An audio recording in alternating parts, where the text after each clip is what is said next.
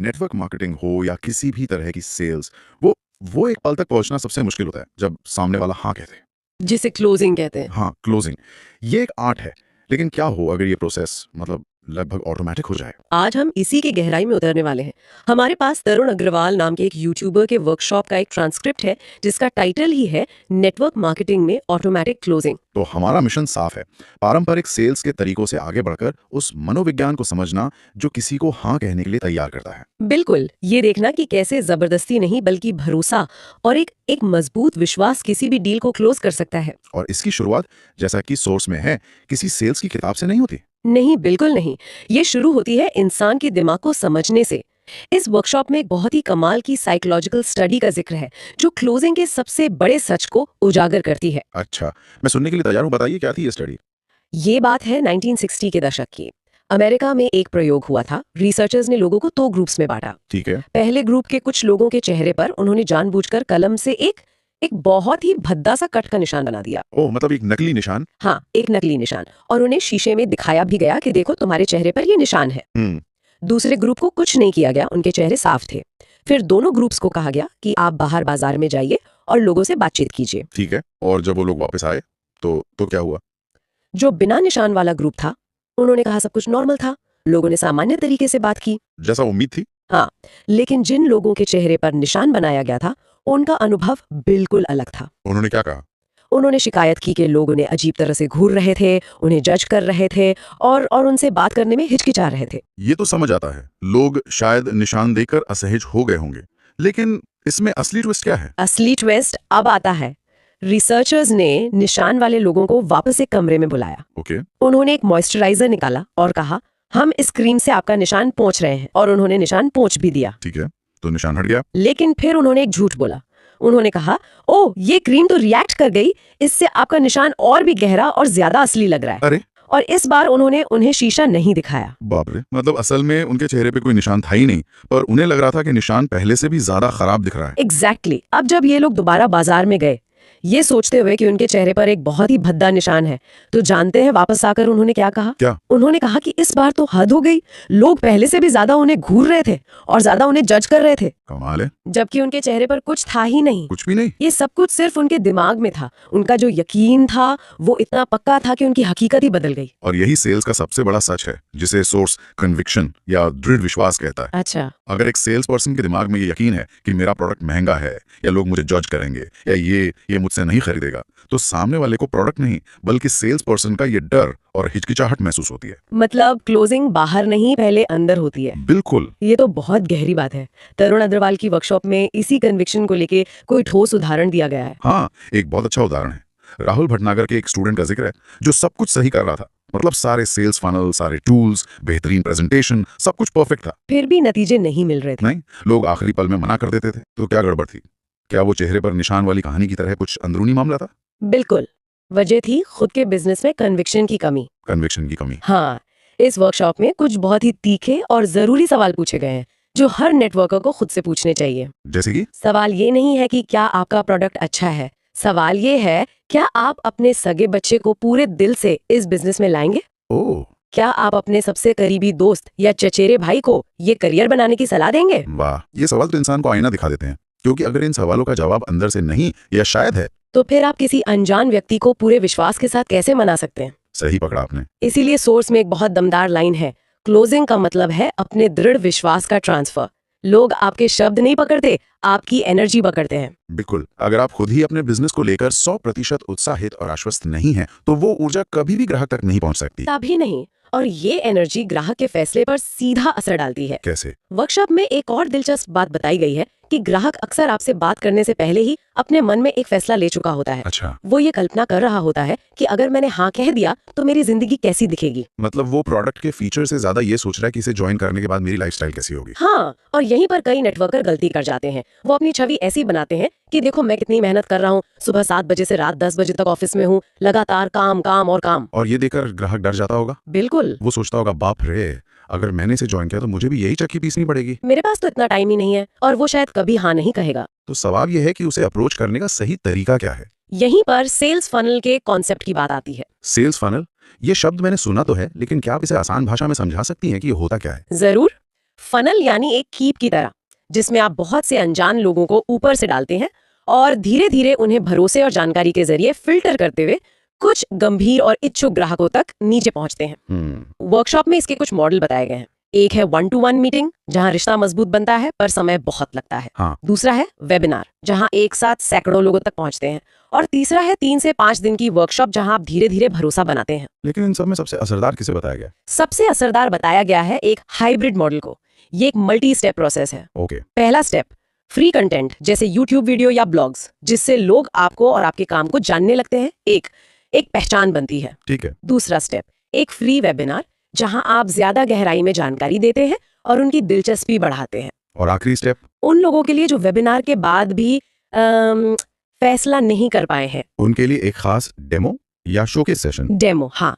और इस डेमो का मकसद प्रोडक्ट बेचना नहीं है, ये बहुत जरूरी बात है। इसका मकसद है पूरा सिस्टम दिखाना। सिस्टम दिखाना मतलब जब ग्राहक देखता है कि काम करने का एक ऑटोमेटेड व्यवस्थित तरीका है, रेडीमेड टूल्स है, एक सपोर्ट करने वाली कम्युनिटी है, तो उसके मन से वो बहुत मेहनत करनी पड़ेगी वाला डर निकल जाता है। अच्छा। वो मेहनत की जगह एक स्मार्ट सिस्टम देखता है और उसे लगता है कि हाँ, ये मैं कर सकता हूँ। मतलब ये डर को खत्म करने और एक आसान रास्ता दिखाने के बारे में है। बिल्कुल ये तरीका तो बेहतरीन है किसी के मन का शक दूर करने के लिए। बिल्कुल। लेकिन मुझे लगता है सबसे बड़ी दीवार तब आती है जब ग्राहक निवेश करने से डरता है, जब उसे पैसा लगाना एक जोखिम लगता है।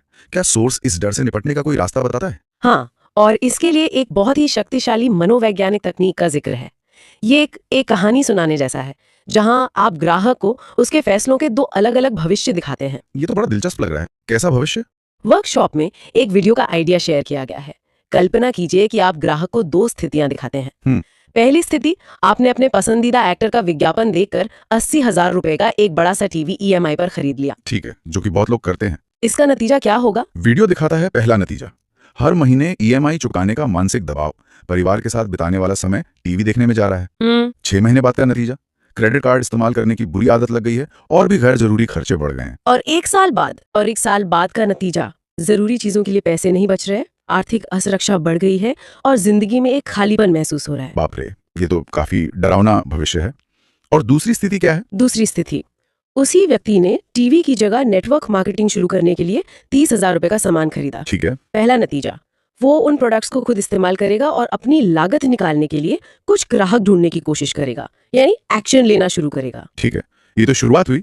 6 महीने और 1 साल बाद क्या होगा? 6 महीने बाद वो कम्युनिकेशन, सेल्स, मार्केटिंग जैसी नई स्किल सीख रहा होगा, उसका नेटवर्क बढ़ रहा होगा और शायद कुछ कमाई भी शुरू हो गई होगी। और 1 साल बाद? 1 साल बाद वो एक ज्यादा आत्मविश्वासी और जागरूक इंसान बन चुका होगा, उसके स्किल्स बहुत बेहतर हो चुके होंगे और उसकी सफलता की संभावना कई गुना बढ़ चुकी होगी। एक फैसला आपको कर्ज और खालीपन की ओर ले जाता है, जबकि दूसरा फैसला आपको स्किल्स, ग्रोथ और संभावनाओं की ओर ले जाता है। बिल्कुल, ये तुलना किसी के भी मन से निवेश के डर को कम कर देती है। ये ग्राहक को एहसास कराता है कि असली जोखिम बिजनेस में पैसा लगाना नहीं है, बल्कि गैर जरूरी चीजों पर पैसा बर्बाद करना है।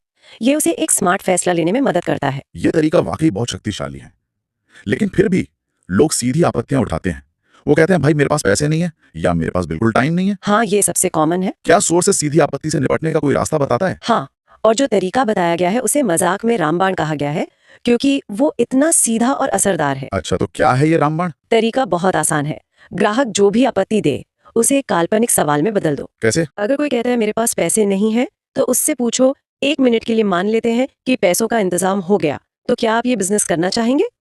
अगर कोई कहता है मेरे पास समय नहीं है, तो पूछो, अगर आपके पास दिन के 2 घंटे होते, तो क्या आप इसे करते? अरे वाह, इसके पीछे का मनोविज्ञान क्या है? ये काम कैसे करता है? ये इसलिए काम करता है क्योंकि 99% मामलों में जवाब हाँ होगा। अच्छा। जैसे ही वो हाँ कहता है, इसका मतलब है कि वो बिजनेस तो करना चाहता है, वो आपके आइडिया को पसंद करता है।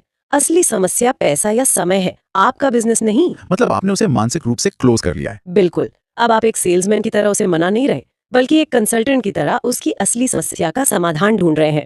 बातचीत की पूरी डायनामिक्स ही बदल जाती है। ये तो कमाल की तकनीक है। मतलब अब बहस खत्म और समाधान पर फोकस। चलिए, हमने आपत्ति भी संभाल ली, अब उसे क्या दिखाएं जिससे वो पूरी तरह आश्वस्त हो जाए। यहाँ पर गोल्डन ट्रायंगल का कॉन्सेप्ट आता है। किसी भी ग्राहक को पूरी तरह आश्वस्त करने के लिए उसे ये दिखाना जरूरी है कि आपका ऑफर इन 3 पैमानों पर खरा उतरता है। और क्या है ये 3 पैमाने?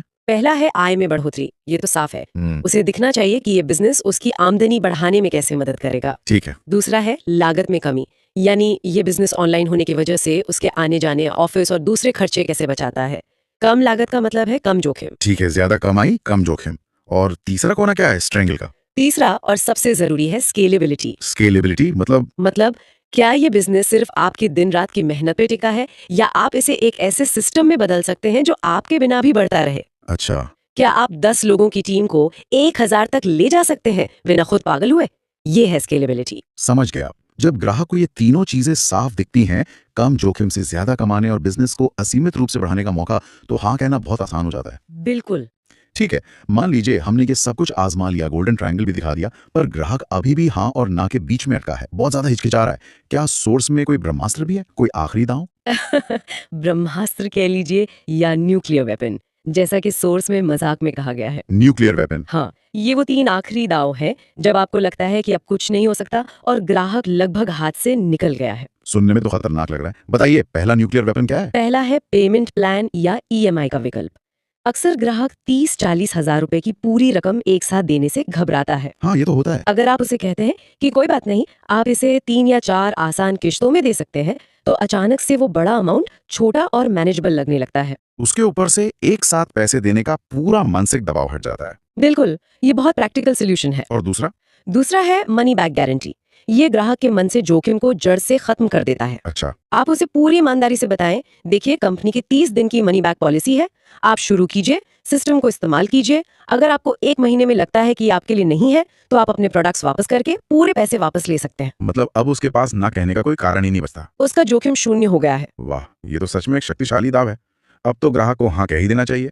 लेकिन अगर इसके बाद भी वो पैसे की समस्या बताए, तो तीसरा और आखिरी ब्रह्मास्त्र क्या है?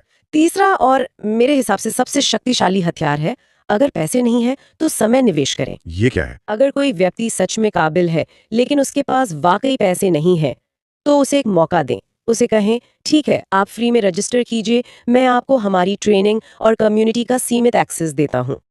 आप अपना समय लगाकर सीखिए और हमारे सिस्टम का इस्तेमाल करके अपने पहले 2-3 ग्राहक बनाइए। उन ग्राहकों से जो कमाई होगी उससे आप अपनी शुरुआत कर लेना। ये तो अद्भुत है।